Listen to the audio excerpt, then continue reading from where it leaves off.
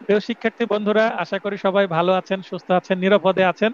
আজকে আমরা আলোচনা করব বাংলাদেশ বার কাউন্সিল অংশের পার্ট 3, অনুচ্ছেদ 27 থেকে 46 আলোচনা হবে। এরপরে আরো কিছু আলোচনা আছে। The Bangladesh legal practitioners and bar council order order order একটা আছে, আরেকটা আছে রুলস। আমরা অর্ডারই পড়ছি। আর্টিকেল 27 থেকে 46, 46 লাস্ট আর্টিকেল। আজকে এই আইনটা শেষ করব এবং আরো কিছু আইন পড়বো আমরা। তো 26 পর্যন্ত পড়েছিলাম, আজকে অনুচ্ছেদ 27 বা আর্টিকেল 27। এখানে এটা খুবই গুরুত্বপূর্ণ, বিশেষ করে এমসিকিউ এর জন্য তো আছে, রিটেন এবং ভাইবার জন্য গুরুত্বপূর্ণ। রিটেন এখান থেকে প্রশ্ন আসেই। অ্যাডভোকেট হওয়ার যোগ্যতা বা কোয়ালিফিকেশন, আপনারা যে পরীক্ষা দিবেন, তো আপনাদের এই যোগ্যতাগুলো আছে বলে পরীক্ষা দিতে পারছেন। কি কি যোগ্যতা লাগে অ্যাডভোকেট হওয়ার জন্য? বাংলাদেশের নাগরিক হতে হবে। বাংলাদেশের নাগরিক ছাড়া বাংলাদেশের কোর্টে প্র্যাকটিস করার জন্য অ্যাডভোকেট হওয়া যায় না। ন্যূনতম বয়স 21 বছর হতে হবে, তার মানে 21 বছর হয়ে গেলেই, 21 বছরের জন্মদিন পালন হলেই সে অ্যাডভোকেট হওয়ার জন্য রেজিস্ট্রেশন করতে পারবে। আমরাকে যেটা বলি ইন্টিমেশন। তো ইন্টিমেশন বা রেজিস্ট্রেশন এখন অনলাইনেই হয়, আগে অফলাইনে হতো। স্যার বয়সের এরকম একটা ঊর্ধ্ব। একটু কথা বলি স্যার, এরকম একটা শুনছিলাম যে 19 বছরে একজন অ্যাডভোকেট হয়েছেন। এটা মিথ্যা কথা, গুজব। স্যার যেখানে আইনেই নাই সেটা কিভাবে করবে? অন্য দেশে হতে পারে, আমাদের দেশে নাই। স্যার এরকম আমাদের কি দেশে আপনারা শুনেছিলেন? না, আমি শুনি নাই। অন্য দেশে হতে পারে, 18 বছর বয়সে অন্য দেশে হয়, বাংলাদেশে নাই। বাংলাদেশের বয়সের, সবচেয়ে মানে জুনিয়র আইনজীবী হিসেবে ওরা ইয়ে করা হয়েছিল। আচ্ছা, এইটা তাহলে আইন কিভাবে করেছে এটা আমার জানা নেই। এবং ওটা যদি আপনার তথ্যসূত্র থাকে, আমাকে সেটা পাঠাতে পারেন। ঠিক আছে, তারপর এটা নিয়ে আমি ওকে কথা স্যার। বলবো। তাহলে বয়সের ঊর্ধ্বসীমা নেই। ঊর্ধ্বসীমা বলতে মানে ম্যাক্সিমাম বয়স কত হবে সেটা বলা নাই, যে 100 বছর, 150 বছর বয়সেও মানুষ যদি মনে করে আমি পরীক্ষা দেওয়ার মতো আমার সামর্থ্য আছে, পরীক্ষা দিতে পারবে। আইন বিষয়ে ডিগ্রি না, আসসালামু বা আলাইকুম স্যার। ওয়ালাইকুম আসসালাম, বা ব্যারিস্টার ডিগ্রি। স্যার নাসরিন কোন আপু যে বললো যে 19 বছরের একটা ছেলে হয়েছে স্যার, এটা স্যার সময় টেলিভিশনে আমিও দেখছি রিপোর্টটা। 19 বছরের ওর বাপে ছিল ব্যারিস্টার হাইকোর্টের, ওই 19 বছরে ব্যারিস্টার হয়ে গেছে। উনিশ এটা বছরে সময় ব্যারিস্টার টেলিভিশন। হওয়া 19 বছরে ব্যারিস্টার হওয়াটা ফ্যাক্ট না তো, এখানে অ্যাডভোকেট হওয়ার যোগ্যতার কথা বলা হচ্ছে। স্যার ব্যারিস্টার, ব্যারিস্টার হাইকোর্টে হাইকোর্টে প্র্যাকটিস করতে, হ্যাঁ হচ্ছে সর্বকনিষ্ঠ ব্যারিস্টার আমাদের বাংলাদেশের। হ্যাঁ ব্যারিস্টার ভিন্ন জিনিস, তো অ্যাডভোকেট ভিন্ন জিনিস। ও স্যার, আমি আমি এই রিপোর্টটা স্যার সময় টেলিভিশনের মধ্যে আমি দেখছি তো নিজে, এই জন্য আর কি অনেক নাসরিন কোন আপু যে বললো, তা আমার ওনার কথা মনে আসলো আর কি। ওর আব্বু হুম, ব্যারিস্টার, ও ব্যারিস্টার আর কি। তাই না? আচ্ছা, হ্যাঁ স্যার। মুরাদ ভাই বলেন। তা শুনতে পারছেন? হ্যাঁ শুনতে পাচ্ছি ভাই, বলেন। আচ্ছা, ওনাদের দুইজনেরই তথ্যটা ঠিক আছে, কিন্তু বয়সটা ঠিক নেই। ওনার বয়স হলো 22 বছর। হুম হুম। সর্বকনিষ্ঠ, উনি ব্যারিস্টার, ব্যারিস্টার প্লাস অ্যাডভোকেট হয়েছেন। কি উনি অ্যাডভোকেট এনরোলড এখনো হয়নি, শুধু অ্যাজ এ ইয়াংগেস্ট ব্যারিস্টার 22 বছর বয়সে। হ্যাঁ, তাহলে ব্যারিস্টার কেউ হ্যাঁ, তারও আগে মুরাদ হতে ভাইয়ের পারেন। কথাটা ঠিক আছে। ঠিক আছে হ্যাঁ, স্যার। ব্যারিস্টার কেউ তারও আগে 15 বছর বয়সে ব্যারিস্টার হয়ে যেতে পারে, কোনো জি। সমস্যা নেই। কিন্তু আমরা অ্যাডভোকেট হওয়ার যোগ্যতা নিয়ে কথা বলছি। ব্যারিস্টার ভিন্ন জিনিস। যেমন আপনার এলএলবি পাশ আছে, ব্যারিস্টারও সেই ধরনের একটা ডিগ্রি। তাই দেখেন এখানে ক নম্বরে আইন বিষয়ে ডিগ্রি অথবা ব্যারিস্টার, তার মানে আপনার এলএলবি যেমন অনার্স এর মূল্য আছে, অ্যাডভোকেটের যোগ্যতার ক্ষেত্রে ব্যারিস্টার মূল্য এখানে সেম সেম, পার্থক্য কিছু না। মুক্তার হিসাবে 7 বছরের অভিজ্ঞতা। এখন মুক্তারটা কি এটা আমিও ঠিকভাবে ক্লিয়ার না। আগে ছিল এই পদটা, এখন আর মুক্তার পদ আমরা দেখি না। স্যার মুক্তার হচ্ছে দলিল লেখক। হ্যাঁ, তো মুক্তার এখন ওই, আমার আমার চাচাই মুক্তার ছিল স্যার, দীর্ঘ হ্যাঁ, এখন 15-20 বছর মুক্তার ছিল আর কি, এখন রূপগঞ্জে। আগে যারা 7 বছর মুক্তার হিসেবে অভিজ্ঞতা ছিল, তাদেরকে পরীক্ষা দেওয়ার সুযোগ দেয় কিনা মুক্তার থেকে? আমার জানার মধ্যে কেউ অ্যাডভোকেট হয়েছে কিনা আমি কখনো দেখিনি, মানে বাস্তব নিদর্শন নাই। এটা হয়তোবা আগে ছিল। নির্ধারিত সময়ের প্রশিক্ষণ শেষ করতে হবে। ওই যে আপনারা যখন রেজিস্ট্রেশন করেন বা ইনফরমেশন পাঠান, তাহলে আহ, আপনাকে 6 মাস শিক্ষানবিশ কাল একজন অ্যাডভোকেটের আন্ডারে 6 মাস থাকতে হয়। 6 মাস পূর্ণ না হওয়া পর্যন্ত আপনি কিন্তু পরীক্ষা দিতে পারেন না। সেটাকে বলা হচ্ছে নির্দিষ্ট সময় পার করতে হবে। এইগুলোই হচ্ছে যোগ্যতা। এবার আছে অযোগ্যতা। অযোগ্যতা কি কি আছে? অযোগ্যতার মধ্যে ডিসকোয়ালিফিকেশন, সরকারি বা বিধিবদ্ধ প্রতিষ্ঠান হতে, মানে সরকারি প্রতিষ্ঠান হতে হবে অথবা বিধিবদ্ধ কোনো প্রতিষ্ঠান হতে নৈতিক অবক্ষয় বা স্খলনের অভিযোগে বরখাস্ত বা অপসারিত হতে হবে। মানে কেউ যদি বরখাস্ত বা যেটাকে ফায়ার করা হয় বা ডিসমিসড হয়, তো চাকরিচ্যুত করা হয়। চাকরিচ্যুত করা হয়েছে কিন্তু তাকে কি দেওয়া হয়নি, তার বিরুদ্ধে মামলা করা হয়নি, এবং তার বিরুদ্ধে মামলা না দেওয়ার কারণে তার কোনো কি হয়নি, জেল জরিমানা হয়নি। জাস্ট তাকে চাকরি থেকে ডিসমিস করে দেওয়া হয়েছে। যদি এই কাজটি করা হয় তাহলে সে অ্যাডভোকেট হওয়ার জন্য পরীক্ষা যদি দিতে চায়, তাকে 2 বছর অপেক্ষা করতে হবে। তার মানে 2 বছর অতিক্রম না হওয়া পর্যন্ত তার যে এই দুর্নাম বা তার যে কলঙ্ক, এ, তার ঘুষ খাওয়া বা অন্য কোনো অনৈতিক কাজ করার জন্য তার চাকরি চলে গেল, এই যে দুর্নাম বা কলঙ্ক দূর হতে তার সময় লাগবে 2 বছর। 2 বছর পরেই সে রেজিস্ট্রেশন করতে পারবে, তার আগে না। তারপরে বলা হচ্ছে নৈতিক অবক্ষয় বা স্খলনের অভিযোগে দণ্ডিত। তার মানে শুধু চাকরি চলে যায়নি, তার নামে মামলা হয়েছে। মামলা হওয়ার পরে তা সে যদি কনভিক্টেড হয়, মানে দণ্ডিত হয়, তার মানে তার যদি একদিনেরও সাজা হয় বা তাকে অর্থদণ্ড দেওয়া হয়, তাহলে সে কনভিক্টেড হয়ে গেল। তার মানে কারাদণ্ড অথবা অর্থদণ্ড দুইটাই হচ্ছে কনভিকশন বা দণ্ড। তো এইটা যদি তার উপর চলে আসে, তাহলে এই যে তার দুর্নাম বা কলঙ্ক, এটা দূর হতে তার সময় লাগবে 5 বছর। তার মানে এই অযোগ্যতা হচ্ছে দুইটা টাইম পিরিয়ড পার হওয়ার পরে এটা অযোগ্যতা। এটা কি সাময়িক অযোগ্যতা, যেটা একটার ক্ষেত্রে 2 বছর পার হলেই আবার সে যোগ্য হয়ে যাবে, আবার আরেকটার ক্ষেত্রে 5 বছর পার হলেই সে যোগ্য হবে। এছাড়াও আমরা আরো কিছু যোগ্যতা এবং আরো কিছু অযোগ্যতা দেখবো বিধির মধ্যে। বিধি 60-এর মধ্যে আরো কিছু যোগ্যতা অযোগ্যতা আছে, সেগুলো আমরা আজকে আলোচনা করব কিছুক্ষণ পরেই। তবে 27 নম্বর এই জায়গাটুকু খুবই গুরুত্বপূর্ণ। বেয়ার অ্যাক্টে বা মূল বইয়ে আরো ডিটেল আলোচনা করা আছে। আমার নোট খুব সংক্ষিপ্ত, আপনারা জানেন, তাই সংক্ষিপ্ত ভাবে এখানে আছে। আপনারা যদি লিখিত পরীক্ষায় এইভাবেও তুলে দেন তবুও ভালো নম্বর পাবেন। যদি বলা হয় যে 27 ধারা অনুসারে অ্যাডভোকেটের যোগ্যতা এবং অযোগ্যতা আলোচনা করুন, জাস্ট এতটুকু তুলে দিলেও হয়তো বা 5-এর মধ্যে 4 পেয়ে যাবেন। অনুচ্ছেদ 28, শুধুমাত্র মহিলা হওয়ার কারণে কেউ অ্যাডভোকেট হওয়ার ক্ষেত্রে অযোগ্য হবে না। তার মানে এখানে নারী পুরুষকে আলাদা করা হবে না, যেটাকে বলা হচ্ছে লিঙ্গ বৈষম্য বিরোধী একটা বিধান, যেটা 28 অনুচ্ছেদের মধ্যে বলা আছে। এই আমার নোট শুরু হয়, এই নোটটা তৈরি হয় আমার 2020 সালে। 2020 সালে প্রথম নোট তৈরি হয়, তখন প্রকাশ করেনি। তখন থেকে 28 অনুচ্ছেদটি আমার নোটের মধ্যে ইনক্লুড ছিল। তারপরে যখন আমি এই নোটটা অনলাইনে দেওয়া শুরু করলাম প্রিন্ট করে 2022 সাল থেকে, তখন থেকে ছিল। তো 22-এও ছিল, 23-এও ছিল। 23 সালে সর্বপ্রথম এখান থেকে একটি প্রশ্ন আসে যে কোনটি লিঙ্গ বৈষম্য বিরোধী অনুচ্ছেদ। এই হচ্ছে অনুচ্ছেদ 28। তো এটা আমার আগে থেকে ছিল, এটা কাজে লেগে গেছে, হয়তো বা আপনাদের সময় আবার আসতে পারে। তো লিঙ্গ বৈষম্য এর ইংরেজি হচ্ছে জেন্ডার ডিসক্রিমিনেশন, বলা যায় না, ইংলিশে প্রশ্ন আসতে পারে। তো জেন্ডার ডিসক্রিমিনেশনের বিরুদ্ধে কথা বলে কোন সেকশন, কোন অনুচ্ছেদ বা আর্টিকেল, তখন উত্তর হবে 28।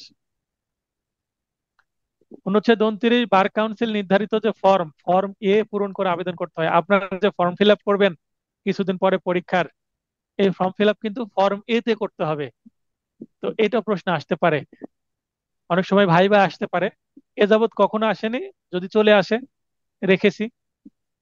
অনুচ্ছেদ 30, অ্যাডভোকেট হওয়ার সকল আবেদনপত্র প্রেরণ করতে হবে। আপনারা যে আবেদন প্রেরণ করেন সেটা কোথায়? এখন তো অনলাইনে করেন, কিন্তু এটা যে জমা হয় কোথায়? নিবন্ধন কমিটি বা এনরোলমেন্ট কমিটিতে। কারণ এনরোলমেন্ট কমিটির কাজই হচ্ছে পরীক্ষা গ্রহণ করা এবং লাইসেন্স প্রদান করা।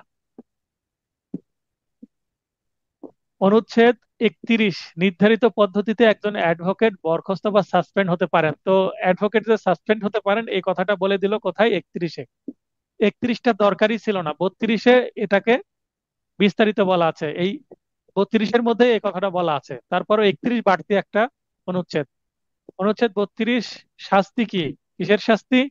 পেশাগত বা অন্য কোনো অসদাচরণের জন্য দোষী হলে একজন অ্যাডভোকেট তার মান সম্মান বিসর্জন দিয়ে, এখানে 42টা আচরণবিধি আছে, মানে আমরা অ্যাডভোকেট হিসাবে কি করতে পারবো কি করতে পারবো না, স্পষ্টভাবে 42টা কিন্তু পয়েন্ট আছে, বিধান আছে বা বিধি আছে।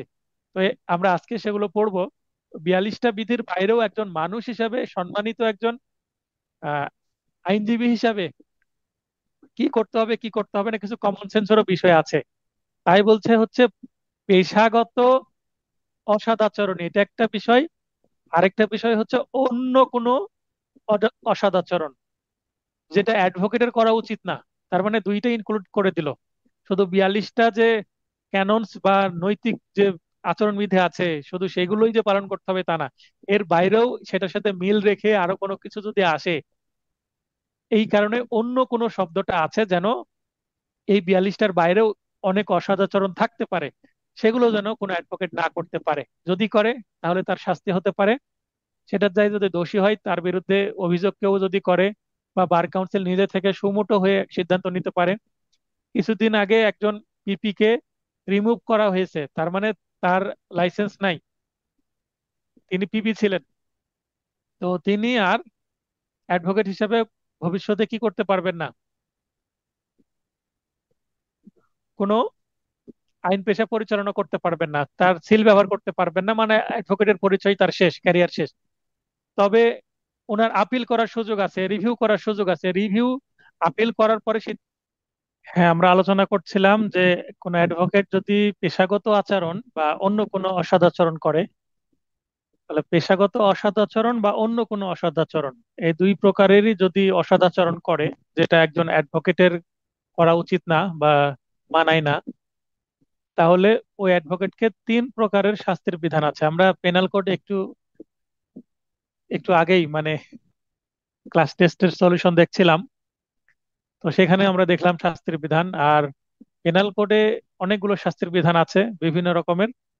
বর্তমানে 5 প্রকারের শাস্তি বিধান চালু আছে পেনাল কোডে, কিন্তু বাংলাদেশ বার কাউন্সিলের 32 নং অনুচ্ছেদ অনুসারে অ্যাডভোকেটকে দেওয়ার মতো শাস্তির বিধান আছে 3 রকমের।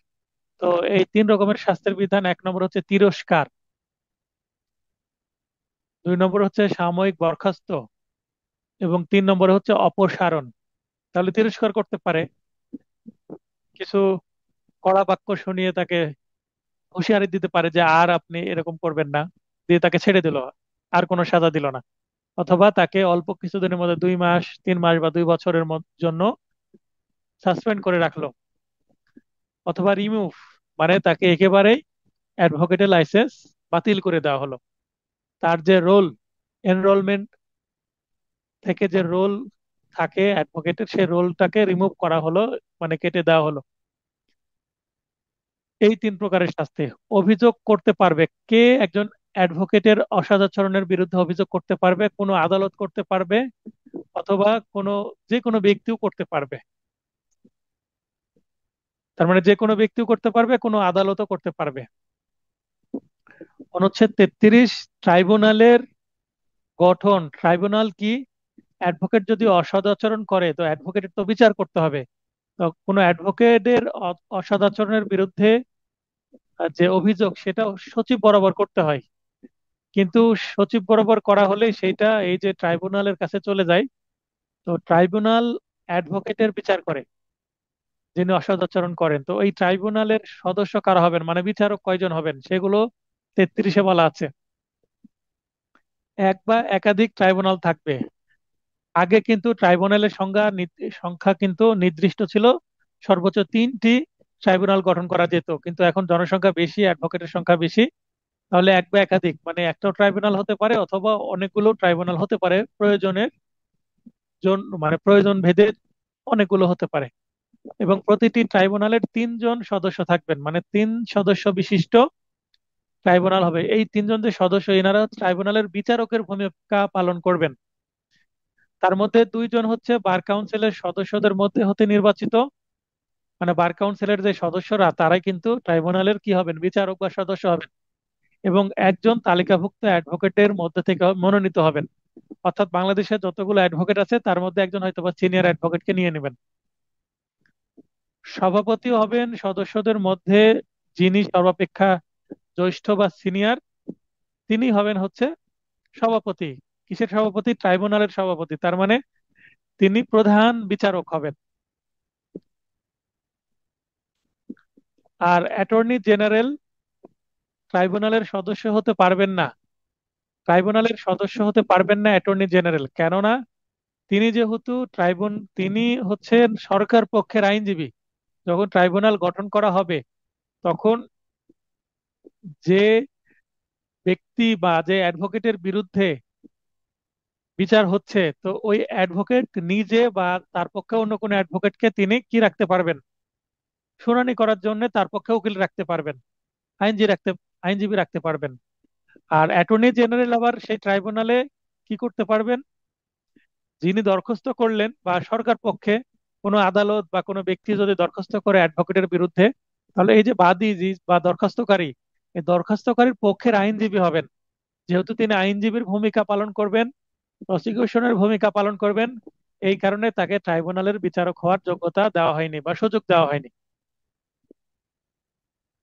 অনুচ্ছেদ 34 ট্রাইব্যুনালের কার্যাবলী আমরা দেখলাম অনুচ্ছেদ 10-এ গত ক্লাসে, বাংলাদেশ বার কাউন্সিলের কার্যাবলী। কিন্তু ট্রাইব্যুনাল 34-এ বিশেষ করে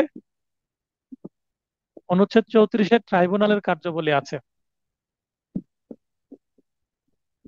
আচ্ছা, বাসেদ ভাই বলবেন যে সবকিছু ঠিক চলছে কিনা, শোনা যাচ্ছে কিনা স্পষ্ট?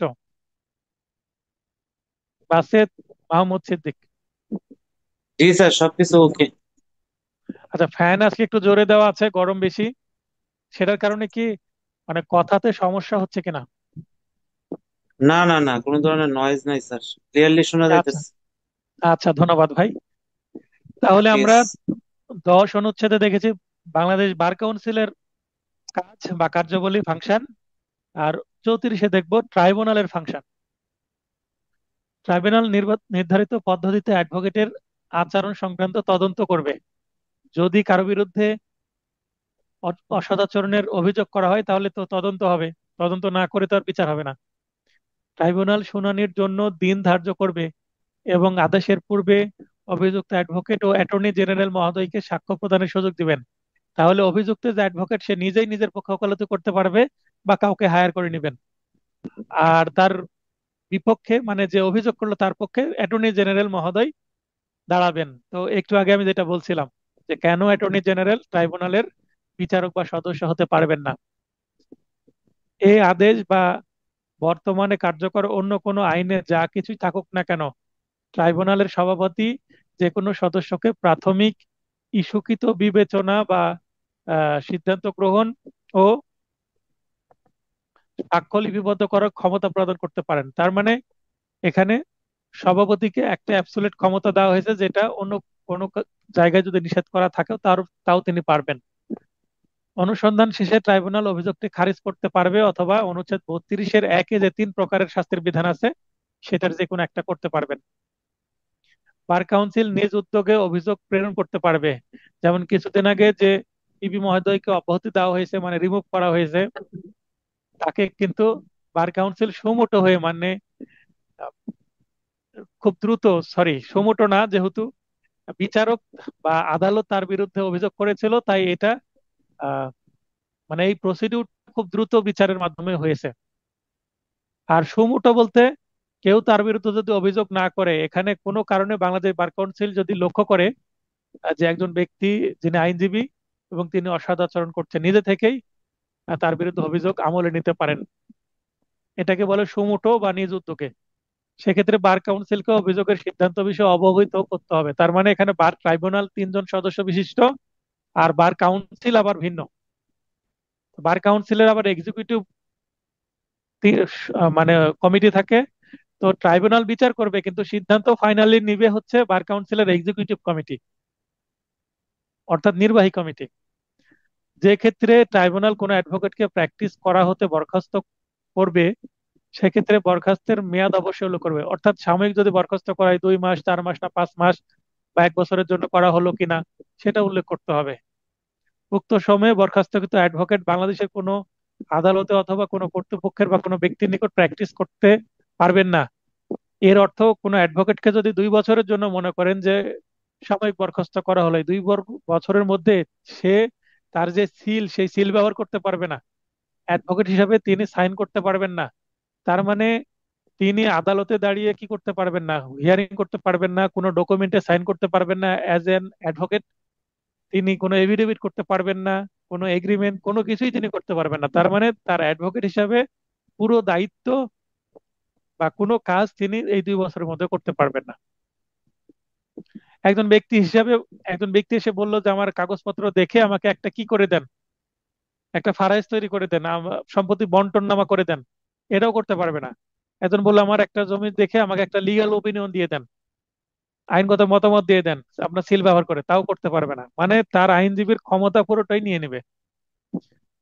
ট্রাইব্যুনালের নিকট আনীত অভিযোগ মিথ্যা প্রতীয়মান হলে, এইটা খুবই ইম্পর্টেন্ট, এটা মনে রাখতে হবে যে 500 টাকা জরিমানা, এই যে টাকা এখানে আছে, এই টাকাটা থাকার কারণে এই 500 শব্দটা গুরুত্বপূর্ণ হয়ে গেছে। তার মানে 500 টাকা আপনাদের মনে রাখতে হবে। তাহলে একজন যদি অভিযোগ করে, অভিযোগ যদি মিথ্যা হয়, তাহলে তাকে 500 টাকা জরিমানা করা যাবে। আরো গুরুত্বপূর্ণ কয়েকটি লাইন আছে, 7, 8, এগুলো। ট্রাইব্যুনালের সকল আদেশ মহামান্য হাইকোর্ট বিভাগ প্রদত্ত আদেশের ন্যায় কার্যকর হবে। মানে হাইকোর্ট যদি আদেশ দেয়, যেমন গুরুত্বপূর্ণ হবে তেমন ট্রাইব্যুনালের আদেশও গুরুত্বপূর্ণ। ট্রাইব্যুনাল প্রদত্ত আদেশ নিজ উদ্যোগে অথবা সংক্ষুব্ধ ব্যক্তির আবেদনের প্রেক্ষিতে কি করা যাবে, রিভিউ করা যাবে। তার মানে এটা একটা সিভিল নেচারের প্রক্রিয়া, কারণ আমরা জানি সিভিল মামলার ক্ষেত্রেই কিন্তু রিভিউ করা যায়। তাই কোনো ট্রাইব্যুনালের যে সিদ্ধান্ত, সেটা ট্রাইব্যুনাল নিজে থেকেই একবার রিভিউ করে দেখতে পারে যে ঠিক আছে কিনা। অথবা সংক্ষুব্ধ ব্যক্তি বলতে যদি সাজা দেওয়া হয়, তাহলে ওই অ্যাডভোকেট সংক্ষুব্ধ ব্যক্তি যার বিরুদ্ধে অভিযোগ করা হয়েছে তিনি রিভিউ চাইতে পারেন।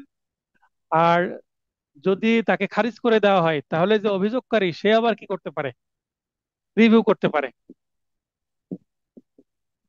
তাহলে রিভিউয়ের মাধ্যমে কার্যকর, মানে রিভিউ করলেও আগেরটাই কার্যকর থাকতে পারে পরিবর্তন না করে, অথবা পরিবর্তন করা হলো অথবা প্রত্যাহার করা হলো, এগুলোর ক্ষমতা থাকবে ট্রাইব্যুনালের। কোনো অ্যাডভোকেটকে তিরস্কার, বরখাস্ত বা অপসারণ করা হলে অ্যাডভোকেট তালিকায় তার নামের সাথে উক্ত আদেশের একটি অনুলিপি সংযুক্ত হবে। আমরা গতদিন বলছিলাম যে এনরোলমেন্ট, তো আমার যেমন একটা রোল আছে বাংলাদেশ বার কাউন্সিলে, 1458 নম্বর রোল আমার। বার কাউন্সিলের রোল, আপনারা যে এমসিকিউ রিটেন ভাইভা পরীক্ষা দিবেন, এটা রোল নম্বর না, এটা আপনি এক্সামিনি বা পরীক্ষার্থী হিসেবে রোল। লাইসেন্স হয়ে যাওয়ার পর একটা রোল দেওয়া হয়, যেটাই হচ্ছে এনরোলমেন্টের রোল।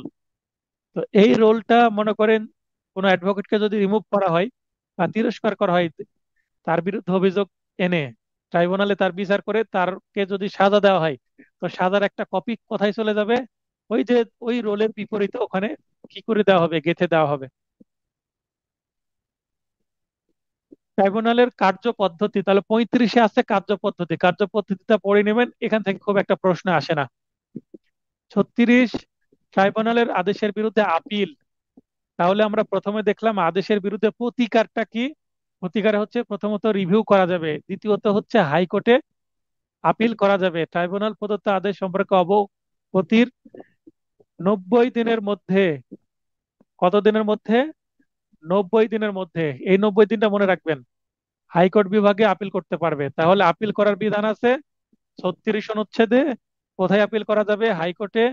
কত দিনের মধ্যে, 90 দিনের মধ্যে। তাহলে যদি এই 90 দিনটা হচ্ছে তামাদির মেয়াদ, কোনো অ্যাডভোকেটের অভিযোগের যে আদেশ আসবে, সেই আদেশের বিরুদ্ধে যদি খারিজ দেওয়া হয়, তা খারিজের বিরুদ্ধে 90 দিনের মধ্যে অভিযোগকারী আপিল করতে পারবে। আর যদি কোনো সাজা দেওয়া হয়, দণ্ড দেওয়া হয়, তো ওই দণ্ডের বিরুদ্ধেই সংশ্লিষ্ট অ্যাডভোকেট সংক্ষুব্ধ হয়ে 90 দিনের মধ্যে মহামান্য হাইকোর্ট বিভাগে আপিল করতে পারবে। তাহলে এই 90 দিনটা হচ্ছে তামাদির মেয়াদ, আপিলের তামাদির মেয়াদ। প্রতিটি আপিল মহামান্য হাইকোর্ট বিভাগের ডিভিশন বেঞ্চে শুনানি হবে। তাহলে ডিভিশন বেঞ্চে কিন্তু শুনানি হবে, একক বেঞ্চে না, ডিভিশন বেঞ্চে। এবং মহামান্য হাইকোর্ট বিভাগের প্রদত্ত আদেশটি চূড়ান্ত হিসেবে গণ্য হবে। তার মানে হাইকোর্টের পরে আর কোথাও যাওয়ার সুযোগ নেই, মানে আপিল বিভাগে যাওয়ার সুযোগ নাই, এটাই ফাইনাল। 37 অনুচ্ছেদ 36-এ উল্লেখিত আপিল দায়েরের মেয়াদ গণনার ক্ষেত্রে তামাদি আইনের 5 ধারা এবং 12 ধারা প্রযোজ্য হবে। 5 ধারায় বলা হচ্ছে মেয়াদ শেষ হয়ে গেলেও আপিলের ক্ষেত্রে আপিলের সময় বৃদ্ধি করার জন্য, মানে বিলম্ব মকুব করার জন্য দরখাস্ত করা যাবে। তার মানে 90 দিন পার হয়ে গেলেও যদি যথেষ্ট কারণ থাকে, সেটা কনভিন্স করতে পারে তামাদির আইনের 5 ধারায়, ততদিনের জন্য সময় বৃদ্ধি বা বিলম্ব মকুব চেয়ে দরখাস্ত করা যাবে হাইকোর্টে। তাহলে মঞ্জুর করলে 90 দিন পরেও আপিল করা যাবে। এবং 12 ধারায় হচ্ছে নকল পেতে যে সময়গুলো, এই ধরনের বিষয়গুলো আছে। আমরা তামাদি আইন যখন পড়বো নেক্সট, তখন এই বিষয়গুলো জানতে পারবো। তার মানে 5 ধারা এবং 12 ধারা ওই 90 দিনের সাথে কানেকশন করা আছে, তামাদির মেয়াদের সাথে। তো এখানে একটা ছাড় আছে, 90 দিন মানে ফিক্স না, এটা বৃদ্ধি পেলেও অনেক সময় যৌক্তিক কারণ থাকলে বিলম্ব হলেও 100 দিন বা 90 দিন, তো 3 মাসের মতো, 6 মাস বা 1 বছর পার হয়ে গেলেও 365 দিন পরেও করা যেতে পারে। অনুচ্ছেদ 38, অনুচ্ছেদ 36 মতে দায়েরকৃত আপিল স্থগিত বা স্টে হবে না। সাধারণত কোনো আপিল দায়ের করা হলে 36 অনুচ্ছেদ অনুসারে হাইকোর্টে সে আপিলটা স্থগিত বা স্টে না করে কন্টিনিউয়াস চলবে এবং দ্রুত নিষ্পত্তি হবে। এটাই হচ্ছে সাধারণ বিধান। কিন্তু যদি কোনো কারণে, যথেষ্ট কারণ থাকে, কোনো মানে সিচুয়েশনটা এরকম যে সেটা কি করা যাচ্ছে না, স্টে না দিয়ে কোনো উপায় নাই, তখন আদালত, হাইকোর্ট বিভাগ যদি যথেষ্ট কারণ থাকলে এবং সন্তুষ্ট হন, তাহলে স্থগিত করতে পারে। সেটা খুবই রেয়ার বা খুব কম ক্ষেত্রে এটা হয়। অনুচ্ছেদ 39, আমরা যখন প্রথম দিকে ডেফিনেশন পড়ছিলাম অনুচ্ছেদ 39-এর কথা বলেছিলাম। কোথায় লোকাল বার অ্যাসোসিয়েশনকে বাংলাদেশ বার কাউন্সিল অনুমোদন দিতে পারেন। সেটা কত অনুচ্ছেদের ক্ষমতা বলে? 39 অনুচ্ছেদের। সেখানেও বলা ছিল, এখানে আবার রিপিট আছে। বার কাউন্সিল নির্ধারিত পদ্ধতিতে একটি বার অ্যাসোসিয়েশনকে স্বীকৃতি প্রদান করতে পারে। তাহলে মনে করেন আমাদের রাজশাহীতে, পুরো রাজশাহী জেলাতে একটা মাত্রই বার অ্যাসোসিয়েশন আছে। তো রাজশাহীর জেলার মনে করেন বাগমারা বলে একটা শব্দ বা একটা উপজেলা আছে। তো বাগমারা উপজেলায় যদি কেউ মনে করে যে আমি একটা লোকাল বার অ্যাসোসিয়েশন, আমরা বাগমারাতে অনেক মামলা, বাগমারার অনেক আইনজীবী আমাদের রাজশাহীতে আছে, তারা যদি আলাদা হয়ে যে মনে করে যে আমরা বাগমারাতে আরেকটা কি করব, কোর্ট করব, বাগমারাতে একটা কোর্ট বসাবো, চৌকিবার হিসেবে বার অ্যাসোসিয়েশন তৈরি করব, তাহলে তারা মানে এই ধরনের বিধান করে যথেষ্ট সদস্য নিয়ে দরখাস্ত করলে, যদি বার কাউন্সিল কি হয়, সন্তুষ্ট হন, তাহলে স্বীকৃতি দিয়ে দিতে পারে। তাহলে আমরা জানি 81টা আছে বার অ্যাসোসিয়েশন, 82টা হয়ে যাবে। তো অন্য জায়গায় হতে পারে। তো নতুন বার অ্যাসোসিয়েশন স্বীকৃতি দেওয়া বা বার অ্যাসোসিয়েশনের স্বীকৃতি বাতিল করে দেওয়ার ক্ষমতা কাকে দেওয়া হয়েছে? বাংলাদেশ বার কাউন্সিল কে। কত অনুচ্ছেদে? এই আদেশের 39 অনুচ্ছেদ। 40, বিধি প্রণয়ন। বিধি বলতে আমরা পড়ছি বার কাউন্সিল অর্ডার, তো বার কাউন্সিল রুলস আছে, রুলসের মধ্যে আবার রুল আছে 101টি। যেমন সিপিসি তে অর্ডার আছে, অর্ডারের আন্ডারে অসংখ্য রুলস আছে বা বিধি আছে, তেমনি এখানে বিধি আছে 101টি। তো এই 101টি বিধি নতুন করে কে তৈরি করতে পারবে বা পরিবর্তন করতে পারবে কিনা কেউ, এই ক্ষমতা কাকে দেওয়া হয়েছে? এই অর্ডার অনুসারে, অর্ডারের 40-এ এই ক্ষমতা দেওয়া হয়েছে সরকারের পূর্ব অনুমতি সাপেক্ষে বার কাউন্সিল বিধি প্রণয়ন করতে পারবে। আমরা পরিচিতি অংশ অলরেডি এটা জেনেছি। বার কাউন্সিল বিধি প্রণয়ন যদি না করে, যে বার কাউন্সিল করছে না, বার কাউন্সিলের লোকজন অলস হয়ে গেছে, কাজ করছে না, সেই ক্ষেত্রে প্রয়োজন যদি অনুভব করে, সরকার নিজেই বিধি প্রণয়ন করে দিবে। তবে বার কাউন্সিল করলে সরকার আর এদিকে নজর দিবে না, আর বার কাউন্সিল না করলে সরকার নজর দিবে বিধি প্রণয়ন করার জন্য। বিধি প্রণয়ন বলতে নতুন নতুন বিধি তৈরি করা। 41, অ্যাডভোকেট না হয়ে আইন পেশা প্র্যাকটিস করলে, আমরা যেটা যাদেরকে বলি টাউট, লিখে রাখতে পারেন কোথাও, টাউট। মাঝে মধ্যে ঢাকা বারে দেখবেন যে গলায় একটা কি সাইনবোর্ড দিয়ে দেয়, লিখে থাকে আমি টাউট বলে, ছবি তুলে ভাইরাল করে দেয়।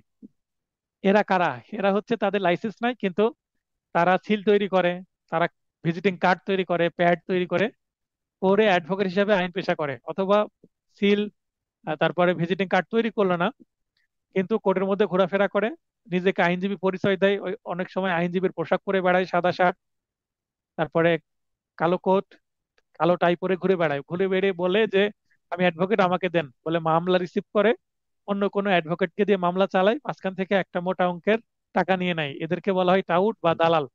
তো এই ধরনের টাউট দালাল যদি কোর্ট চত্বরে পাওয়া যায়, বা কোর্ট চত্বরের বাইরেও, যেমন আমরা কি করি, আলাদা আমাদের চেম্বার আছে, চেম্বারে প্র্যাকটিস করি, সন্ধ্যাকালীন চেম্বার যেটাকে বলি, বা ছুটির দিনের চেম্বার।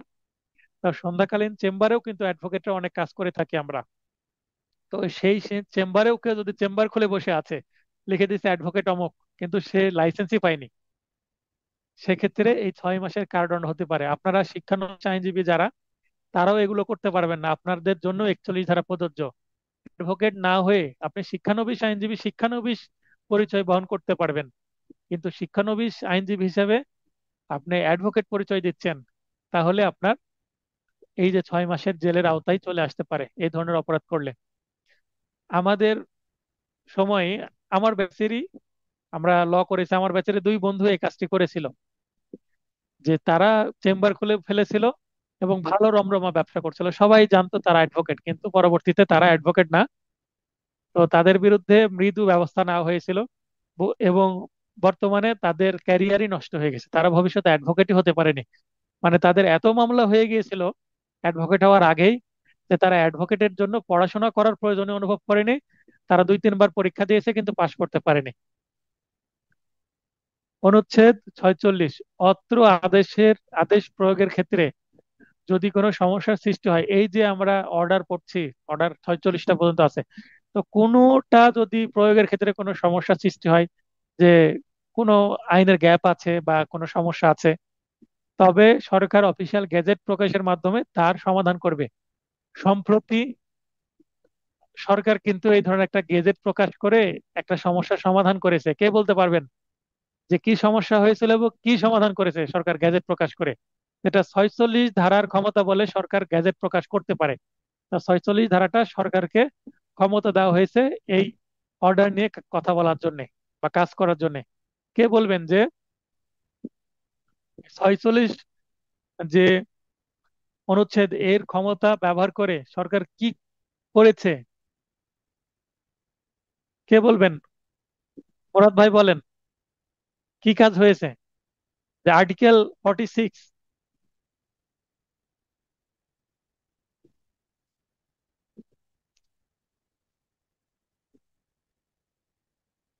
আচ্ছা, রেজল করিম ভাই বলেন। আচ্ছা, নাসরিন কণা আপু বলেন। আসসালামু আলাইকুম। হ্যাঁ, ওয়ালাইকুম আসসালাম। আচ্ছা, মানিক ভাই বলেন, যে 46 যে অনুচ্ছেদের ক্ষমতা ব্যবহার করে সরকার একটা গেজেট প্রকাশ করেছে বাংলাদেশ বার কাউন্সিল বিষয়ে, সেটা কি? একবার না দুইবার করেছে রিসেন্টলি? ও, সেটা হলো স্যার ওই যে ওটা কি কয় অ্যাডহক কমিটি যেটা। হ্যাঁ হ্যাঁ, অ্যাডহক কমিটি, এই যে তৃষ্ণা মিত্রাও বলেছেন। বুঝতে পেরেছেন? এই যে 46 ধারায় এই সুযোগটা না দিলে তো এখানে আবার এই পুরো আইনটা কি করতে হতো? অ্যামেন্ড করতে হতো, তাই না? অ্যামেন্ড করে এই ধরনের বিধান নিয়ে আসতে হতো। তো অ্যাডহক কমিটি, এর কোন অফিসিয়াল গেজেটের মাধ্যমে অ্যাডহক কমিটি আসছে কেন? এখানে সমস্যাটা কি হয়েছিল? ওই যে করোনাকালীন সময়ে 31 মে এর মধ্যে নির্বাচন করা যাচ্ছিল না, এটা একটা তো একটা সমস্যা, তাই না? জি। আইনে বলা আছে 31 মে এর মধ্যে নির্বাচন করতে হবে, কিন্তু নির্বাচন তো করতে পারছে না 3 বছর পার হয়ে যাওয়ার পরে। তাই অ্যাডহক কমিটি আসলো এবং সরকার অফিসিয়াল গেজেটের মাধ্যমে সেটা নিয়ে আসলো। এবং রিসেন্টলি দেশের এই যে রাজনৈতিক পরিস্থিতির কারণে এবারও নির্বাচন হয়নি, তাই আবারও অ্যাডহক কমিটি গঠন করা হয়েছে। গতদিন বলছিলেন। হ্যাঁ হ্যাঁ। তো আমি একটু লিঙ্ক করে দিলাম, স্মরণ করে দিলাম। তো এখানে দেখেন, 46-এ কথাটা বলা আছে, আর আমরা প্রয়োগ দেখেছি, এবার আমরা আইন দেখলাম সেটার। তো এখানে এমসিকিউ গুলো আপনারা দেখে নেবেন। পার্ট 4 বলছে গুরুত্বপূর্ণ বিধিসমূহ বা রুলস আলোচনা করা হবে। এই রুলস কিসের rules? Bangladesh legal practitioners and bar council rules. আমরা এর আগে অর্ডার করলাম, এবার পড়বো রুলস। তো তো এই রুলসটাও কিন্তু গুরুত্বপূর্ণ। 101টি রুলস আছে। তার মধ্যে আমরা এই রুলস গুলো পড়বো: 3, 28, 29, 41, 60, 65A এবং আমরা 91, এই রুলস গুলো সাধারণত পড়বো। বিধি 3, নির্বাচনী তফসিল প্রকাশ কমপক্ষে 45 দিন পূর্বে চেয়ারম্যান কর্তৃক প্রকাশ করা হবে। আমরা এর আগে দেখলাম যে নির্বাচনের তারিখ প্রকাশ করতে হবে 30 দিনের মধ্যে। তারিখ হচ্ছে 30 দিন, আর তফসিল হচ্ছে 45 দিনের মধ্যে। চেয়ারম্যান কি অ্যাটর্নি জেনারেল। তাহলে 45 দিন এবং 30 দিনের মধ্যে কনফিউশন থাকে, যদি প্রশ্নে আসে নির্বাচনী তফসিল কত দিনের মধ্যে প্রকাশ করতে হবে, 45 দিন উত্তর হবে। যদি প্রশ্নে আসে নির্বাচনের তারিখ প্রকাশ করতে হবে কত দিনের মধ্যে, নির্বাচনের কতদিন পূর্বে, 30 দিন পূর্বে অ্যাটলিস্ট। তো নির্বাচনী তফসিলে কি কি থাকবে? মূলত নির্বাচন প্রস্তাব জমা দানের জন্য তারিখ, প্রস্তাব যাচাই বাছাইয়ের জন্য তারিখ, ভোট গ্রহণের তারিখ, নির্বাচন সংক্রান্ত অভিযোগ গঠন বা পেশ করার তারিখ, এগুলো থাকবে। ইলেকশন কমিটি কর্তৃক অভিযোগ গ্রহণ করার তারিখও থাকবে। নির্বাচনের প্রস্তাব জমা এবং প্রস্তাব যাচাই বাছাইয়ের মধ্যে কিছুদিন সময় দিতে হয়, কারণ কেউ অযোগ্য, কেউ ভোটের জন্য কি করেছে, আবেদন করেছে কিনা, প্রার্থী হচ্ছে চাচ্ছে কিনা, এটা দেখার জন্য 7 দিন সময় বিরতি দিতে হয়, মানে 7 দিন পরে এটা ফাইনাল হয়। এবং প্রস্তাব যাচাই বাছাই করার পরে ভোট গ্রহণের মধ্যে 14 দিন সময় থাকে। এবং নির্বাচনের ফলাফল এবং নির্বাচন সংক্রান্ত কেউ যদি অভিযোগ করতে চায়, ফলাফল দিল, ফলাফল মানি না, অভিযোগ করছে, মানে নির্বাচন ফলাফলকে কেউ যদি চ্যালেঞ্জ করতে চায়, তাহলে 7 দিনের মধ্যে তাকে দরখাস্ত দিতে হবে। অভিযোগ মানে নির্বাচন সংক্রান্ত অভিযোগ যদি কেউ করে, তাহলে অভিযোগ গঠন করা হবে এবং গঠন করার পর তো শুনানি করতে হবে। প্রথম শুনানি এবং অভিযোগের মধ্যে 7 দিনের গ্যাপ দিতে হবে। তার মানে যেদিনকে অভিযোগ গঠন করা হলো তার 7 দিন পরেই প্রথম শুনানির ডেট দেওয়া যাবে, তার আগে ডেট দেওয়া যাবে না। তাড়াহুড়ো করে অভিযোগ শেষ করা যাবে না, নিষ্পত্তি করা যাবে না। নির্বাচনকালীন কার্যালয়, বার কাউন্সিলের যে কার্যালয়, এটা নির্বাচনকালীন একটা নির্দিষ্ট কার্যালয় থাকবে। যদি নির্বাচনকালীন সময়ে আগের যে নির্বাচনী কার্যালয় ছিল সেটা পরিবর্তন করে ভিন্ন কোথাও নিয়ে যেতে চায়, সেই ক্ষেত্রে বিজ্ঞপ্তি দিতে হবে যে হ্যাঁ, নির্বাচনকালীন কার্যালয় আগে এটা ছিল, ব্যবহৃত হয়ে আসছিল 2-3 বছর ধরে, এটা পরিবর্তন করা হলো। পরিবর্তনের কারণ সহ কার্যালয় পরিবর্তনের 4 দিন আগে বহুল প্রচারিত একটি পত্রিকায় এবং একটি একটি বাংলা এবং একটি ইংরেজি পত্রিকায়, মোট 2টি পত্রিকায় প্রচার করতে হবে মিনিমাম 4 দিন আগে। বিজ্ঞপ্তি দেওয়া না হলে সুপ্রিম কোর্টের প্রধান বিচারপতি এবং বার অ্যাসোসিয়েশন সমূহের সভাপতির নিকট অবগতির জন্য প্রেরণ করতে হবে। বিজ্ঞপ্তি না দিলেও প্রধান বিচারপতির কাছে এবং 81টা যে বার অ্যাসোসিয়েশন আছে সেখানে যে সভাপতি আছে বা প্রেসিডেন্ট আছেন, বার অ্যাসোসিয়েশনের প্রেসিডেন্ট, তাদেরকে কি পাঠাতে হবে? এই যে কার্যালয় পরিবর্তন হচ্ছে সেটার বিষয়ে চিঠি পাঠাতে হবে। আচ্ছা, বাংলাদেশ বার কাউন্সিলের যে সভাপতি, তাকে ইংরেজিতে কি বলে, কে বলতে পারবেন? দেওয়ান ভাই বলেন, ওমর ভাই বলেন, আওলাদ ভাই বলেন। আসসালামু আলাইকুম স্যার। বার বাংলাদেশ বার কাউন্সিলের সভাপতিকে ইংরেজিতে কি বলে? Sir, chairman. বর্তমানে কে আছেন চেয়ারম্যান? চেয়ারম্যান কে জানি আছে স্যার, জানি না তো। তো ওনার আরেকটা পদ কি? সভাপতি। সভাপতি তো চেয়ারম্যান, কিন্তু ওনার আরেকটা পরিচয় কি ওনার? উনি আহ, এখানে জানবো। স্যার, পাশে থেকে কে বলে দিচ্ছে বলেন? না স্যার, কেউ বলছে না স্যার, আমি একাই। অ্যাটর্নি জেনারেল হ্যাঁ, স্যার। অ্যাটর্নি এখনই। জেনারেল, এই যে ওমর সাহেব। তো জি অ্যাটর্নি জেনারেল, উনি সভাপতি, উনি চেয়ারম্যান। কিন্তু এখানে দেখেন, বার অ্যাসোসিয়েশন সময়ের বার যে অ্যাসোসিয়েশন আছে, মানে বার সমিতি, যেমন রাজশাহীর বার সমিতি আছে, তো এখানে সভাপতি আছে। তো বার সমিতির সভাপতিদেরকে ইংরেজিতে কি বলে? এটাও সভাপতি, ওটাও সভাপতি, বলেন।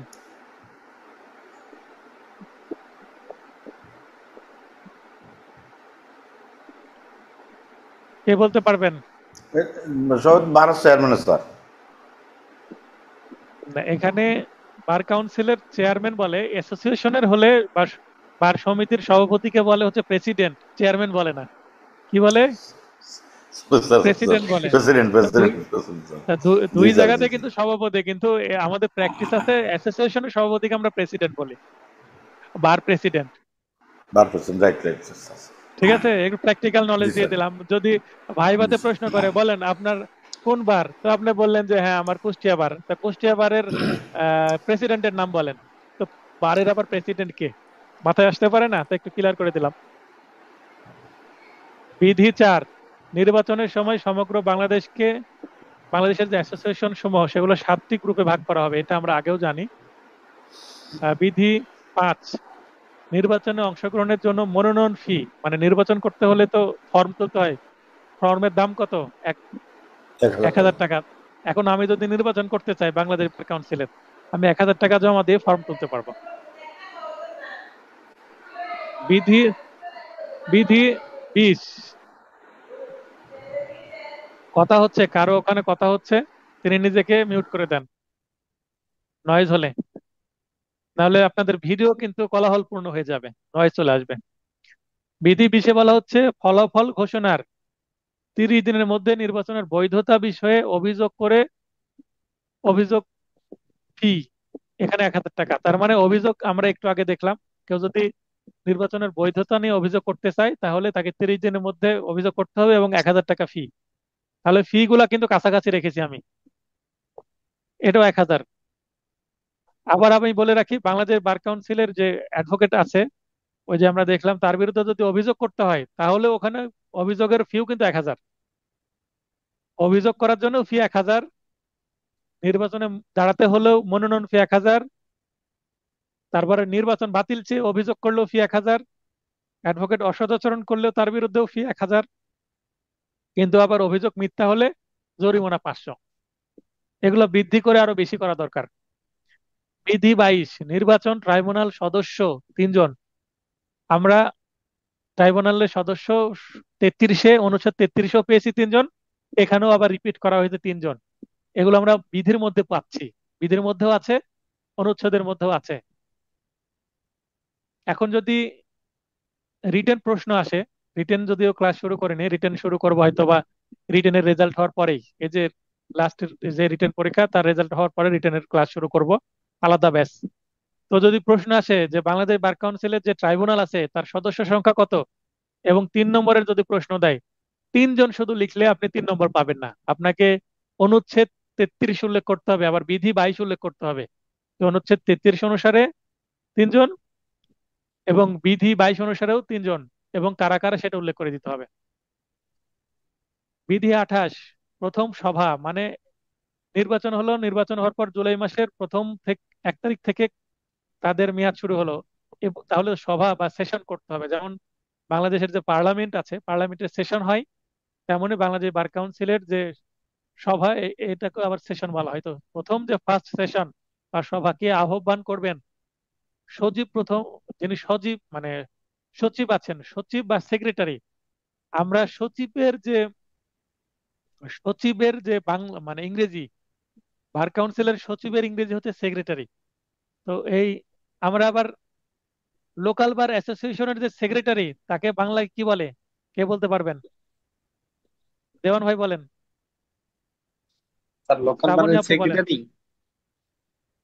আমি ওই যে লোকাল বারের যে সেক্রেটারি, হ্যাঁ, যেমন লোকাল বারের সভাপতিকে প্রেসিডেন্ট বলে, তো লোকাল বারের যিনি সবচেয়ে শক্তিশালী মানে ক্ষমতাধর ব্যক্তি তাকে বলা হয় হচ্ছে কি সেক্রেটারি।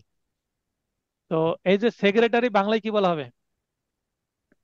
আর বাংলাদেশ বার কাউন্সিলের সেক্রেটারিকে বলা হয় সচিব, কিন্তু লোকাল বার অ্যাসোসিয়েশনের সেক্রেটারি, যেমন আমাদের রাজশাহী বার অ্যাসোসিয়েশন, এটার সেক্রেটারি আছেন, তো তাকে বাংলায় কি বলা হবে?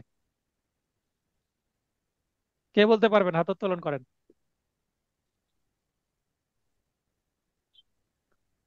এটাকে বলা হবে হচ্ছে সাধারণ সম্পাদক, নাম শুনেছেন দেওয়ান ভাই? হ্যাঁ স্যার, বুঝতে পারছি, সাধারণ সম্পাদক।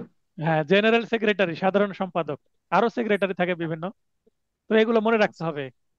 দেখেন, প্রেসিডেন্ট, জেনারেল সেক্রেটারি মানে সাধারণ সম্পাদক, এই পদের নামগুলো ভিন্ন হওয়ার কারণ হচ্ছে লোকাল বার অ্যাসোসিয়েশন এটা রাজনীতিক ভাবে মোটিভেটেড পদ এগুলো। এই কারণে রাজনীতি যে দলগুলো আছে, রাজনৈতিক দল, পলিটিক্যাল যে পার্টি, পলিটিক্যাল পার্টির যে সংবিধান বা গঠনতন্ত্র, সেখানে কিন্তু এই ধরনের প্রেসিডেন্ট থাকে, হ্যাঁ, তারপরে জেনারেল সেক্রেটারি থাকে, তারপরে আরো এরকম থাকে। তো ওই সেই সেম পদগুলোকে এটা এখানে অ্যাডাপ্ট করা হয়, কারণ পলিটিক্যাল পার্টির মতো এখানে কিছুটা কাজ করে। আর বার কাউন্সিল সেটা কিন্তু পলিটিক্যাল পার্টি না, এটা একটা ইনস্টিটিউশন। এই কারণে এখানে পদগুলোকে অনেকটা কি ফর্মাল, এবং এইটা প্রাতিষ্ঠানিক নাম। তাই সচিব, সচিব শব্দটা এরকম প্রাতিষ্ঠানিক। আচ্ছা, 29 সাধারণ সভা। সাধারণ সভা বলতে দ্বিতীয় তৃতীয় চতুর্থ এগুলোকে সাধারণ সভা বলবে, মানে জেনারেল মিটিং। একটা নির্দিষ্ট সময় পর পর জেনারেল মিটিং হয়, যেই মিটিং এ আপনাদের পরীক্ষা কবে হবে এগুলো সিদ্ধান্ত নেওয়া হয়। কিছুদিন আগে মিটিং হলো, আপনারা জানতে পারলেন 29 নভেম্বর পরীক্ষা হবে। বার কাউন্সিল চেয়ারম্যান আহ্বান করবেন, তাহলে চেয়ারম্যান যিনি অ্যাটর্নি জেনারেল স্যার, উনি আহ্বান করবেন যে আসেন আমরা বসি, সিদ্ধান্ত নিতে হবে হাইকোর্ট পরীক্ষা কবে নিব। আর তার লোকাল বারের মানে লোকাল কোর্টের মানে লোয়ার কোর্টের যে পরীক্ষা মানে এনরোলমেন্ট পরীক্ষা কবে নেওয়া হবে, ভাইবা কবে নেওয়া হবে, এগুলো সিদ্ধান্ত নেওয়া হবে। আরো অনেক সিদ্ধান্ত বার কাউন্সিলের আছে। তো এগুলো সিদ্ধান্ত কবে নেওয়া হবে, কিভাবে নেওয়া হবে, এগুলা চেয়ারম্যান আহ্বান করবেন। সাধারণ সভাগুলো, জেনারেল মিটিং গুলো চেয়ারম্যান আহ্বান করবেন, এবং ফার্স্ট মিটিং আহ্বান করবেন কে?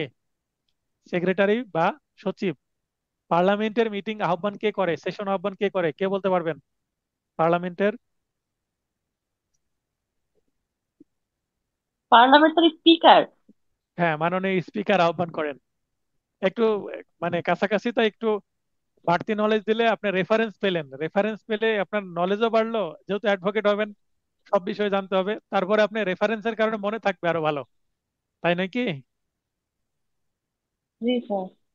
আচ্ছা, 41 অ্যাডভোকেটের বিরুদ্ধে আনীত অভিযোগে অভিযোগপত্রের সাথে কি কি যুক্ত করতে হবে।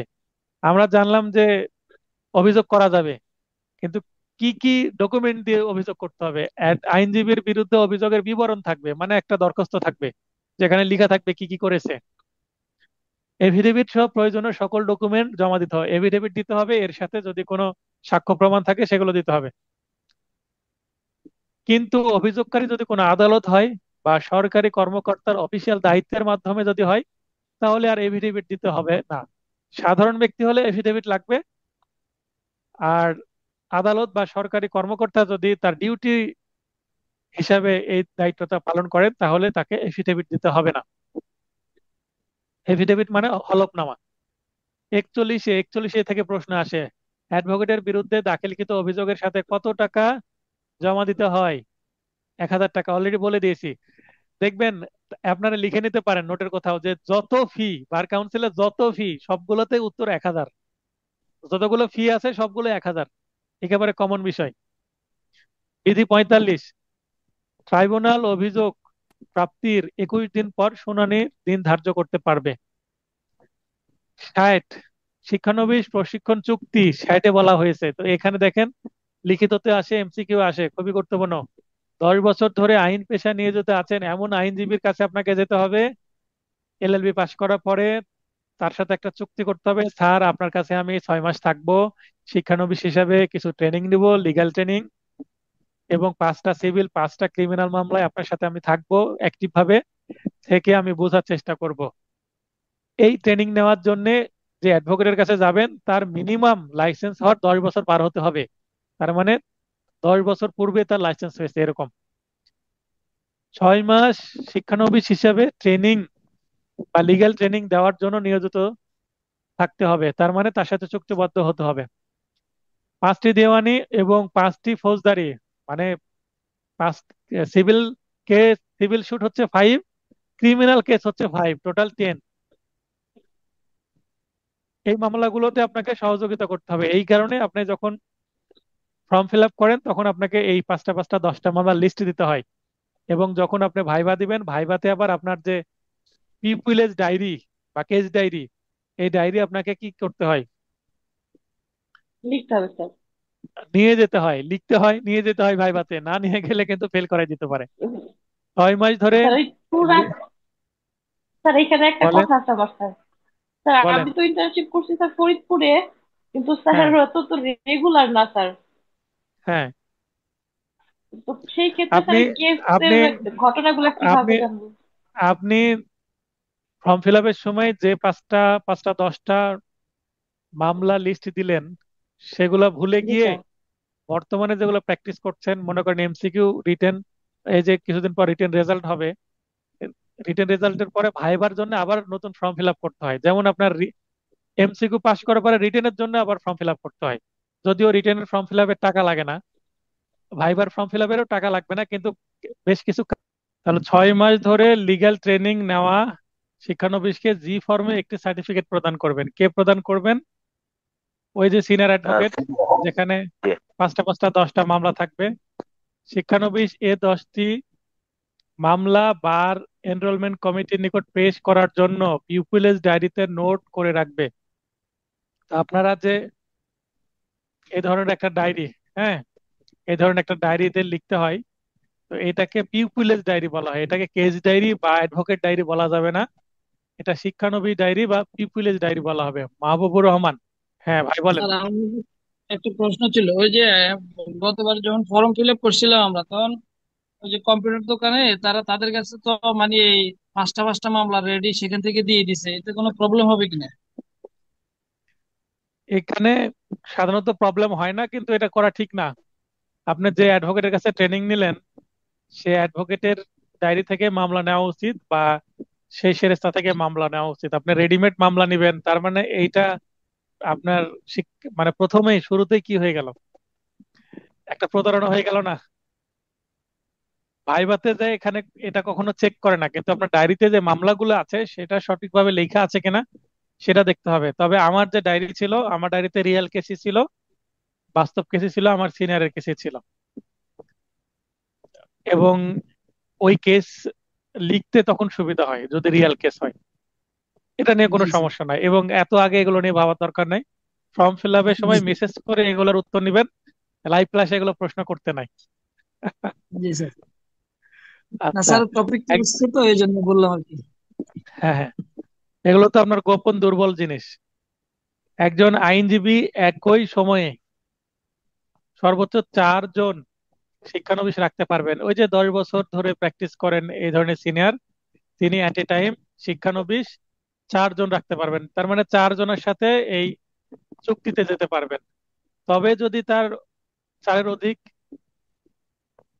দরকার হয় শিক্ষানবিশ, তাহলে বার কাউন্সিলের থেকে অনুমতি নিতে হবে দরখাস্ত দিয়ে।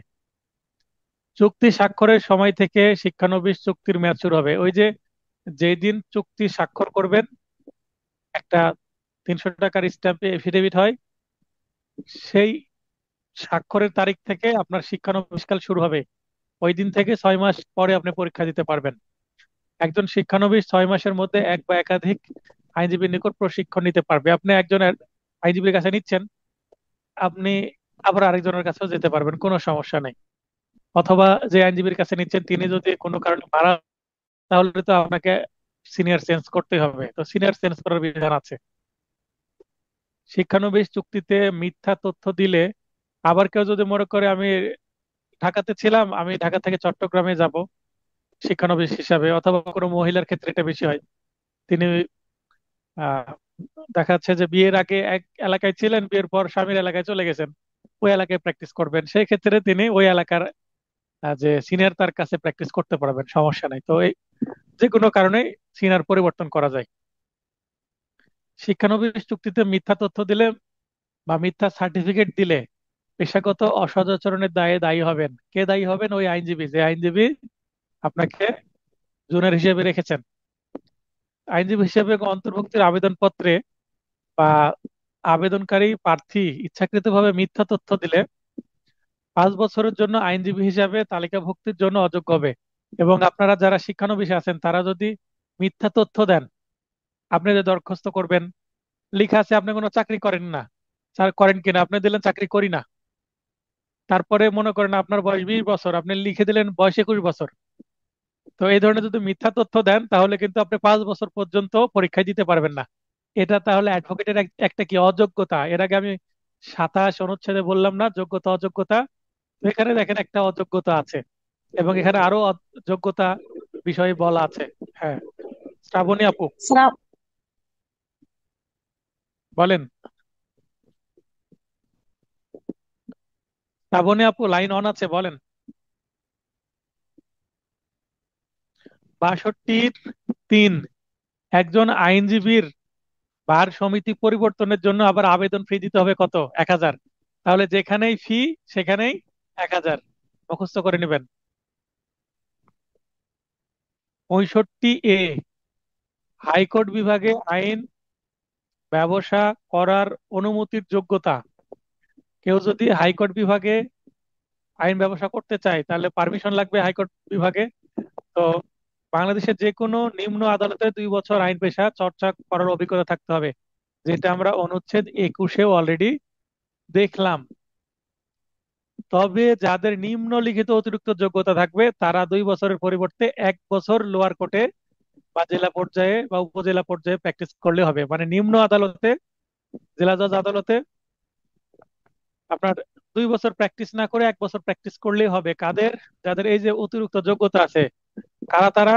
ইংল্যান্ড বারে তালিকাভুক্ত আইনজীবী হতে হবে। তার মানে ইউকে তে যে একজন এনরোলড মানে আইনজীবী বা অ্যাটর্নি বা সলিসিটর হিসেবে যারা কাজ করতে পারেন, মানে সেখানকার আইনজীবী, তাদের হাইকোর্টে প্র্যাকটিসের জন্য 2 বছর আর অপেক্ষা করতে হবে না, 1 বছর পরে পরীক্ষা দিতে পারবেন। যে কোনো স্বীকৃত বিশ্ববিদ্যালয় থেকে এলএলএম মানে মাস্টার্স যদি থাকে, মাস্টার্স অফ ল যদি থাকে, মাস্টার্স অফ লস যদি থাকে, এলএলএম, এলএলবি হচ্ছে ব্যাচেলর আর এলএলএম হচ্ছে মাস্টার্স ডিগ্রি আইনের উপরে। তো মাস্টার্স যদি কারো থাকে তাহলে তাকে 2 বছর অপেক্ষা না করে 1 বছর পরে হাইকোর্টের পরীক্ষা দিতে পারবেন। তবে হ্যাঁ, সেকেন্ড ক্লাস মিনিমাম থাকতে হবে। আর গড়ে মানে নম্বর চিন্তা করলে করলে 50%-এর উপরে, মানে 50% মিনিমাম নম্বর থাকতে হবে। কেউ যদি 50%-এর নিচে নম্বর থাকে এলএলএম এ, তাহলে তার এলএলএম এর ডিগ্রিটা এখানে অতিরিক্ত হিসেবে কাজ করবে না অতিরিক্ত যোগ্যতার ক্ষেত্রে। তালিকাভুক্ত হওয়ার পর সুপ্রিম কোর্টের একজন সিনিয়র আইনজীবীর সাথে কমপক্ষে 1 বছর প্র্যাকটিস করলে, তার মানে কেউ যদি অ্যাডভোকেট হয়, যেমন আপনার অ্যাডভোকেট হবেন, অ্যাডভোকেট হওয়ার পর লোয়ার কোর্টের সদস্য না হয়ে আপনি লোয়ার কোর্টের সদস্য হন বা না হন, সরাসরি একজন সিনিয়র আইনজীবীর সাথে আপনি আছেন। কোথাকার? সুপ্রিম কোর্টের। পুরো সুপ্রিম কোর্টের সিনিয়র আইনজীবীর সাথে যদি আপনি 1 বছর থাকেন তাহলে আপনি 1 বছর পরেই হাইকোর্ট পারমিশনের পরীক্ষা দিতে পারবেন।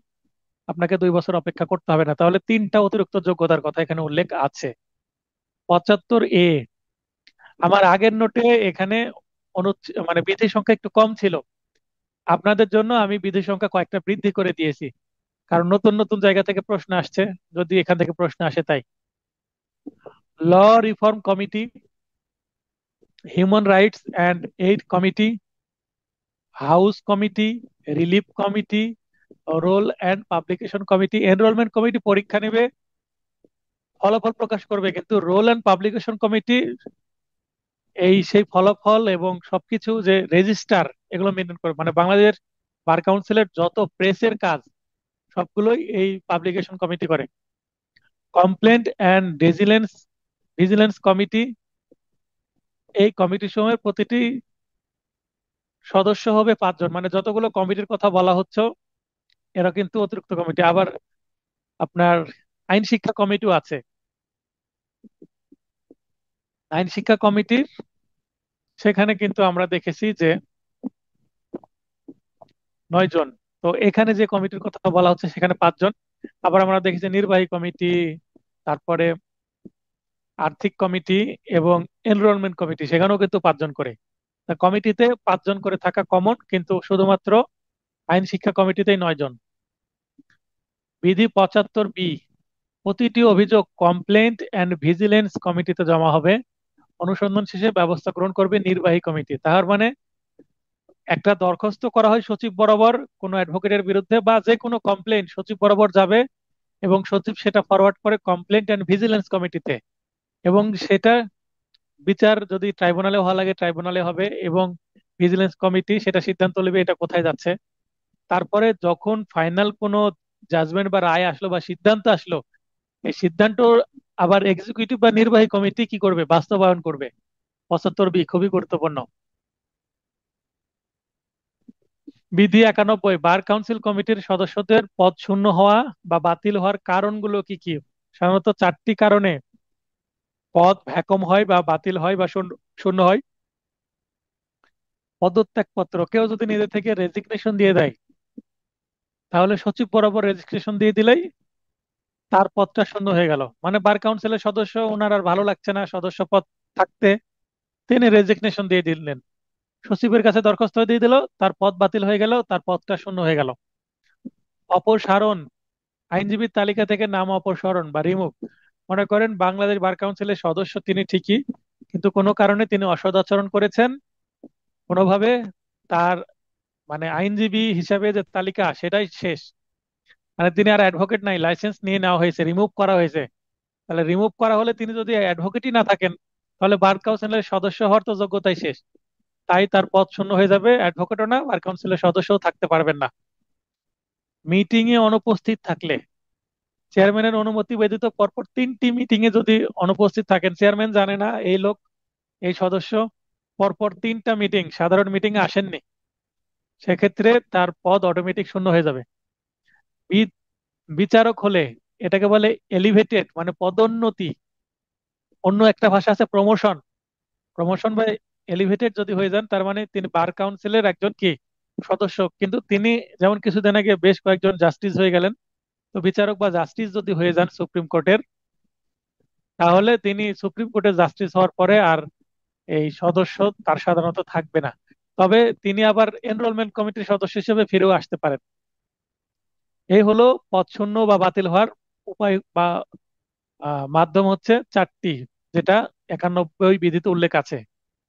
শূন্য পদ যদি হয়ে যায়, সেটা পূরণ করারও তো পদ্ধতি থাকা দরকার। সেটা 2 উপায়ে করা যায়। এক, সদস্য পদ শূন্য হলে একই নির্বাচনে ওই ব্যক্তির পরবর্তী যে ব্যক্তি নির্বাচিত সর্বাধিক ভোট প্রাপ্ত হয়েছিল, সেই ব্যক্তি দ্বারা ওই শূন্য পদ পূরণ করা হবে। তার মানে চ্যাম্পিয়নের পরে কি থাকে? রানার আপ, যিনি পাশ করেছিলেন তার নিকটতম প্রতিদ্বন্দ্বী ছিলেন। তো মনে করেন কেউ যদি মনে করেন 1 লক্ষ ভোট পেয়ে নির্বাচিত হয়েছেন, আর আরেকজন তার থেকে 10 ভোট কম পেয়েছেন, তো যিনি 10 ভোট কম পেলেন তাকে কি করা হবে?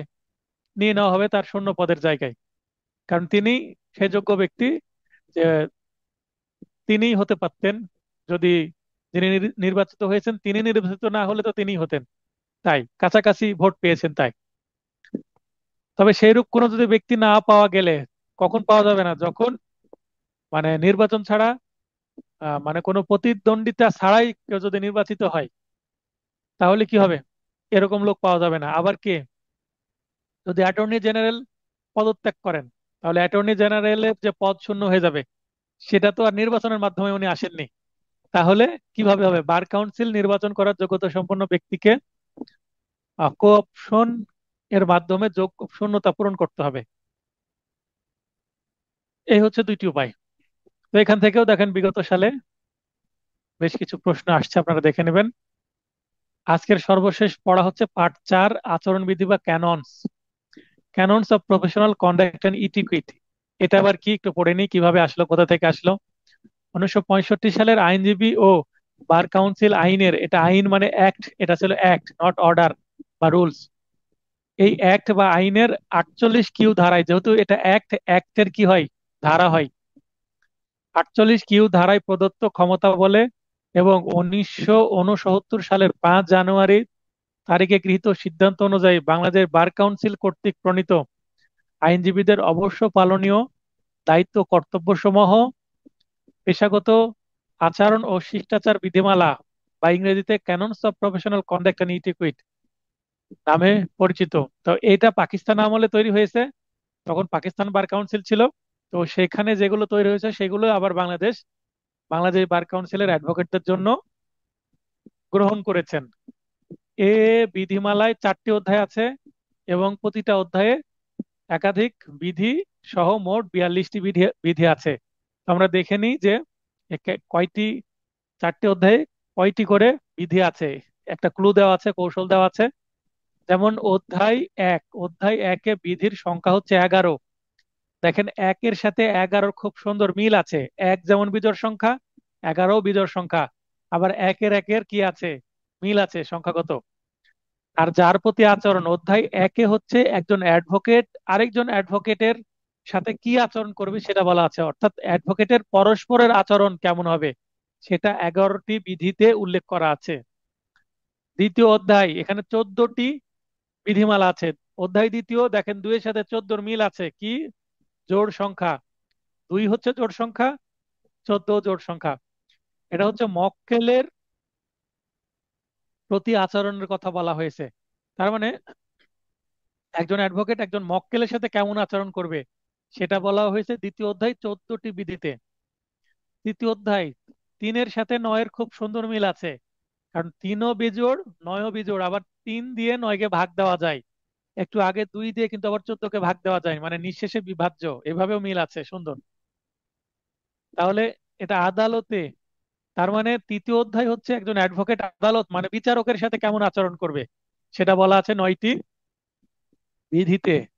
চতুর্থ অধ্যায়, চতুর্থ মানে 4, এখানে আছে 8টি বিধি, তাহলে চতুর্থ হচ্ছে 4 জোড় সংখ্যা, এখানেও জোড় সংখ্যা 8টি বিধি। তাহলে জোড়ে জোড়ে মিল আছে, বিজোড়ে বিজোড়ে মিল আছে, আবার 4 দিয়ে 8-কে ভাগ যায়, দেখেন খুব সুন্দর একটা মিল আছে। তাই এটা মাথায় আমার আসছে, এভাবে টেকনিক দিয়েছি। এই টেকনিক আমি কোথাও দেখিনি, আমার নিজের তৈরি করা।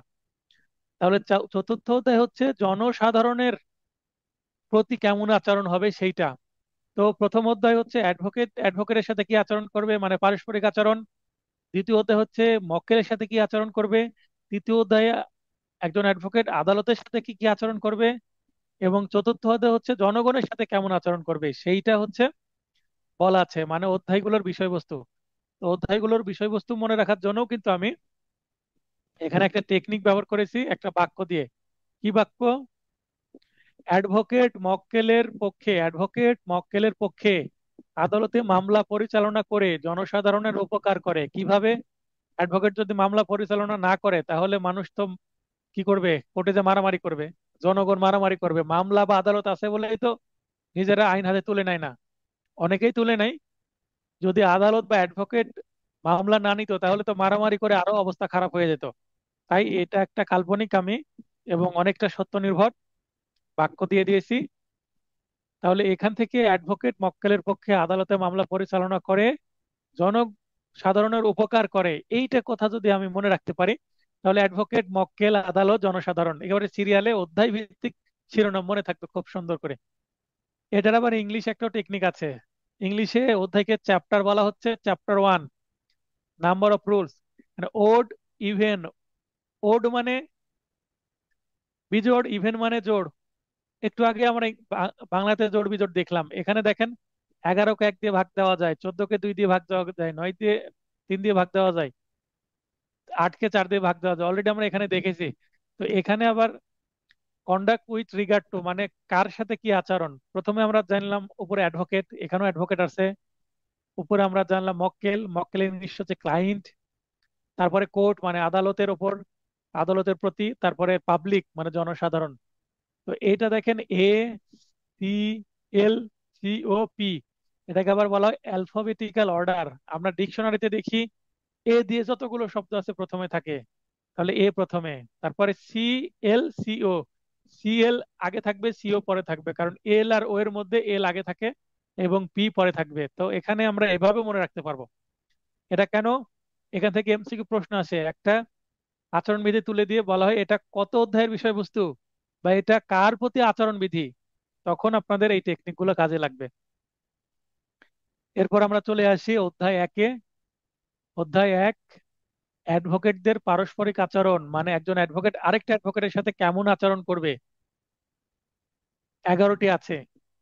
বিধি 1-এ বলা হচ্ছে পেশাগত মর্যাদা সমুন্নত রাখা, মানে একজন অ্যাডভোকেট আরেকজন অ্যাডভোকেটের সাথে এমন আচরণ করবে না যেটা অ্যাডভোকেটের আচরণ হতে পারে না। তাহলে অ্যাডভোকেট আরেকজন অ্যাডভোকেটের সাথে কি বিবাদ, তারপর ঝগড়া, এগুলো করবে না, এমন আচরণ করবে না যেটা মান সম্মান দুইজনারই যায়। বিধি 2, পেশাগত নিযুক্ত লাভের জন্য বিজ্ঞাপন দেওয়া হতে বিরত থাকা। বিজ্ঞাপন মানে আমরা সংবাদপত্রে বা কোনো কোথাও বিজ্ঞাপন দিতে পারবো না যে মামলা দেন, যেমন ডাক্তারেরা বিজ্ঞাপন দেয় বা কোনো প্রোডাক্টের বিজ্ঞাপন দেওয়া হয়, এই বিজ্ঞাপন কোথাও দেওয়া যাবে না। তবে আমরা কি করতে পারবো, ভিজিটিং কার্ড করতে পারবো এবং চেম্বারের সামনে একটা সাইনবোর্ড দিতে পারবো, অ্যাডভোকেট চেম্বার বা ল ফার্ম এই ধরনের। অনুমোদনহীন ব্যক্তিকে নিয়োগ দেওয়া হতে বিরত থাকবে। অনুমোদনহীন ব্যক্তি বলতে যার লাইসেন্স হয়নি বা যার ল নাই, মানে দালালকে নিয়োগ দেওয়া যাবে না। অনেকের দালাল আছে, নির্দিষ্ট এলাকা থেকে মামলা এনে অ্যাডভোকেটকে দেয়, তার বিনিময়ে কিছুটা পারিশ্রমিক দিয়ে দেয়, এটাও কিন্তু কি অবৈধ কাজ। বিধি 4, প্রতিপক্ষের মক্কেলের নিকট বিরোধীয় বিষয় প্রকাশ করা যাবে না। আমি বাদী পক্ষের আইনজীবী, বিবাদীর কাছে গোপন জিনিস প্রকাশ করা যাবে না, তাহলে আমার মক্কেলের কি ক্ষতি হবে। এবং এরকম যদি আমি করি অপর পক্ষের সাথে যদি কথা বলতেই দেখি, আমার এরকম হয়েছে প্রথম প্রথম থাকতে, অপর পক্ষে সে সালাম দেয়, স্যার আপনার একটা কার্ড দেন, কার্ড বের করে দিয়েছি সৎ বিশ্বাসে, আমাকে প্রশ্ন করেছে, আমি বলেছি না আমি আপনার সাথে কথা বলতে পারবো না, আপনি যেহেতু অপর পক্ষের মক্কেল, আমার বিপরীত পক্ষের, তো আপনি চাইলে আমার আপনার যে বিবাদী বা বাদী তাকে সাথে নিয়ে আসে, দুই পক্ষ একসাথে আসলে আমি কথা বলবো। তো আমার কার্ড নিয়েছে, তো অপরপক্ষ দূর থেকে দেখেছে আমার মক্কেল, দেখে আমার মামলা নিয়ে চলে গেছে। তার মানে যদি আমি আমার মক্কেলের সাথে কথা না বলে তার শত্রু, এখানে বিপরীত পক্ষ বলতে অনেকে শত্রুই তো মনে করে, অপর পক্ষের সাথে যদি কথা বলতে যাই মামলা কিন্তু চলে যাবে, এখানে নিষেধও আছে। প্রতিপক্ষের অ্যাডভোকেটের অনুপস্থিতিতে আদালতে শুনানি করা হতে বিরত থাকা। আইনজীবী নাই, শুনানি করা যাবে না। যেমন আজকে আমি বাদী পক্ষের আইনজীবী ছিলাম একটা যৌতুক মামলায়, আসামি অ্যারেস্ট হয়েছে, জামিন নিতে আসছে, তো সিন সিন করা মানে আমাকে অবগত করতে হবে এবং দরখাস্তের কপি আমাকে একটা দিতে হবে, জামিনের দরখাস্ত। আমি সিন করানোর অর্থ হচ্ছে আমাকে অবগত করা হলো এবং আমি সময় মতো আদালতে দাঁড়িয়ে থাকবো, ওই আইনজীবী জামিন চাইবে, আমি বাধা দিব আমার যদি বাধা দেওয়ার দরকার হয়। এটাকে বলা হয় হচ্ছে উপস্থিতিতে শুনানি করতে হবে, অনুপস্থিতিতে করা যাবে না। আবার বিধি 6, একাধিক অ্যাডভোকেট নিয়োগে আপত্তি না করা। আচ্ছা, এই সিনের কথা যেটা বললাম এটা ছাড়াও মনে করেন যে মামলা ডেকেছে, এক পক্ষের আইনজীবী আছে আরেক পক্ষের আইনজীবী নাই, তো আদালত চেষ্টা করে এই মক্কেলকে জিজ্ঞাসা করতে আপনার উকিল কই, তো স্যার তো অন্য কোর্টে আছে, তো নামে নেমে ফোন দেন স্যারকে। তার মানে দুই পক্ষই আইনজীবী থাক, দুই পক্ষকে শুনবে আদালত। এখন কেউ যদি চালাকি করে বলে স্যার উনি তো আজকে কোর্টে আসেনি বা উনি অন্য কোর্টে আছে বা উনি বলেছেন আমাকে একাই শুনানি করতে, এটা করা যাবে না, এটা অনৈতিক। একাধিক অ্যাডভোকেট নিয়োগে আপত্তি করা, কারণ আমি যদি আজকে আরেকটা অ্যাডভোকেটের অনুপস্থিতিতে শুনানি করে উনিও তো আমার বিরুদ্ধে আবার শুনানি করবে, তাহলে একটা বিশৃঙ্খলা হবে, ন্যায় বিচার ব্যাহত হবে। বিধি 7, অ্যাডভোকেটগণ নিজেদের মধ্যে, ও 6 নম্বর হচ্ছে একটা মক্কেল যদি চায় যে একাধিক আইনজীবী রাখবে, 3-4টা আইনজীবী রাখবে, তাহলে আমার সমস্যা কি, আমাকেও ফি দিবে তাদেরকেও ফি দিবে। আমার ফি যদি সঠিকভাবে দেয়, তার যদি বাজেট থাকে বা মামলার গাম্ভীর্য এরকম যে একাধিক আইনজীবী সিনিয়র দরকার, সেক্ষেত্রে নেওয়া যেতে পারে, তাতে বাধা দেওয়া যাবে না, মক্কেল ফি বহন করলে সমস্যা নাই। অ্যাডভোকেটগণ নিজেদের মধ্যে ব্যক্তিগত বিবাদ এড়িয়ে চলবেন, তার মানে আমরা কোর্টের মধ্যে পরস্পরের বিরুদ্ধে আর্গুমেন্ট করব যে আই অবজেক্ট ইওর অনার, এই আইনজীবী বা এই অ্যাডভোকেট বা লার্নেড ফ্রেন্ড কি ভুল বলছেন, মিথ্যা কথা বলছেন, কোর্টের মধ্যে যতই আমরা কি করে আর্গুমেন্ট করি, প্রফেশনাল আর্গুমেন্ট হবে। কোর্ট থেকে বাইরে এসে আমরা ঠিকই হাসি মুখে পরস্পরের সাথে কথা বলি, চা পান করি। তার মানে আমাদের অ্যাডভোকেটদের সাথে কলিগ যেহেতু, আমাদের সৌহার্দ্যপূর্ণ আচরণ বজায় রাখতে হবে। কেননা আইনজীবী নয় বরং মক্কেলগণই মামলার পক্ষ। একটা মামলার পক্ষ কারা, বাদী বিবাদী, রহিম করিম। একজন অ্যাডভোকেট তো মামলার পক্ষ না, ও মামলার যে পক্ষ আছে তাদের পক্ষে আমরা কাজ করি, কিন্তু আমি তো নিজে পক্ষ না। তার মানে একটা মামলা আমাকে জিততেই হবে, না জিততে গেলে আমার প্রাণ চলে যাবে, এরকম আমাকে কি করা যাবে না, মানসিকতা রাখা যাবে না। তাহলে আমি কি করব, বিবাদে জড়িয়ে যাব, মানে যে কোনো মূল্যকে আমাকে জামিন করতে হবে। যেমন আজকে জামিন নিতে পারিনি অপর পক্ষের আইনজীবী, আমি আমি যদিও ছিলাম না ওই কোর্টে, আমার জুনিয়র ছিল, আর আমি মক্কেলকে বলে দিলাম আপনি এই কথা বলবেন, জামিন দিবে না, তাহলে জামিন দেয়নি। এখন ওই আইনজীবী যদি আরো বারবার কথা বলে নেওয়ার চেষ্টা করতো বা আমার জুনিয়রের সাথে বা আমাকে ফোনে কল দিয়ে যদি কথা শোনাতো আমাকে, কেন জামিন দিলেন না আপনি, জামিন দেওয়ার ব্যবস্থা করতেন, এরকম করা যাবে না। জামিন হলো না, পরবর্তী ডেটে হবে। তার মানে অ্যাডভোকেট মামলায় হেরে যাক বা জিতার জন্য আরেকটা অ্যাডভোকেটের সাথে বিবাদে জড়াবে না, অর্থাৎ clients not advocates are the litigant. Litigant মানে হচ্ছে পক্ষ বা মামলাকারী, লিটিগেট মানে যে লিটিগেশন মানে অভিযোগ বা বিবাদ, আর লিটিগেন্ট মানে যারা অভিযোগ করে বা বিবাদকারী তারা। তাই ক্লায়েন্টরা লিটিগেন্ট কিন্তু অ্যাডভোকেটরা পরস্পর লিটিগেন্ট না। তাই নিজেদের মধ্যে ঝগড়া করা যাবে না। বিধি 8, দায়িত্বের বিভাগ অনুসারে ফি বন্টন করতে হবে। একটা সেরেস্তায় সিনিয়র জুনিয়র মধ্যম বিভিন্ন ধরনের আইনজীবী আছে, 10-12টা আইনজীবী মিলে একটা কি সেরেস্তা হতে পারে, 2জন মিলেও হতে পারে। তো যে যে বেশি দায়িত্ব পালন করবে সে ফি একটু বেশি নিবে, যে কম দায়িত্ব পালন করবে সে ফি কম নিবে। এটাই বলা আছে, একটা নির্দেশনা দেওয়া হয়েছে। তো কে কত পাবে এটা বলা নাই। পদাধিকারের বিধান মেনে চলতে হবে, মানে সিনিয়র জুনিয়রের যে পদাধিকার বা কেউ পিপি আছে কেউ জিপি আছে এগুলো মেনে চলতে হবে। 10, সিনিয়র ও জুনিয়র অ্যাডভোকেটদের মধ্যে শ্রদ্ধা ও স্নেহের সম্পর্ক থাকতে হবে। আমরা সিনিয়রদের শ্রদ্ধা করব, সিনিয়ররা আমাদেরকে স্নেহ করবে। আমাদের স্নেহ না করলে তো তার প্রতি শ্রদ্ধা তৈরি হবে না মন থেকে। যদিও হয়তো বা সালাম দিব বা কথা বলবো, কিন্তু আমাদের যদি স্নেহ না করে জুনিয়রদের, তাহলে সিনিয়রদের কি কি মন থেকে স্নেহ, বিপরীতে যে শ্রদ্ধা আসার কথা সেটা তো আসবে না। তাহলে এই যে স্নেহ, ভালোবাসা, শ্রদ্ধা এগুলো কিন্তু ধর্মীয় অনুশাসনের মধ্যেও আছে, সামাজিক অনুশাসনের মধ্যেও আছে, পরিবারের মধ্যেও আছে। তো এটাও রাখা হয়েছে।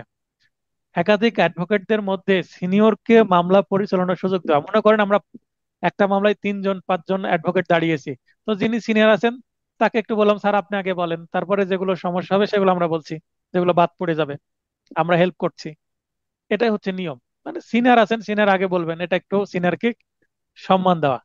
এই হচ্ছে এই 11টা বিধি, একজন অ্যাডভোকেট আরেকজন অ্যাডভোকেটকে এইভাবে সম্মান দিবে। তো এখানে দেখেন খুব সংক্ষিপ্ত ভাবে থিম গুলো দিয়ে দেওয়া আছে। যদি লিখিত পরীক্ষায় আসে আপনি এভাবেই দিতে পারবেন, আর এমসিকিউ পরীক্ষায় হুবহু এভাবে আসতে পারে। আবার কি আসতে পারে, একটা উদাহরণ তুলে দিল, তুলে দিয়ে বললো যে এটা কত অধ্যায়ের বিষয়বস্তু বা এটা কার প্রতি আচরণ বিধি। আপনার প্রশ্ন দেখলে বুঝতে পারবেন, এমসিকিউ নোটে দেখেন প্রশ্ন আছে। অধ্যায় 2 মক্কেলদের প্রতি আচরণ, 14টি আছে। মক্কেল নালিশি সম্পত্তি অর্জন হতে বিরত থাকবে। মক্কেল যদি সম্পত্তি থাকে, সে সম্পত্তি আমি অর্জন করতে পারবো না, কিনতে পারবো না, নিতে পারবো না। মক্কেলের গোপনীয়তা রক্ষা করা, মক্কেল কোনো কিছু আমাকে বিশ্বাস করে বলেছে সেটা বলে দেওয়া যাবে না অন্য কারো কাছে। সাক্ষ্য আইনের 126 ধারাতেও কিন্তু একই কথা আছে, আমরা দেখব।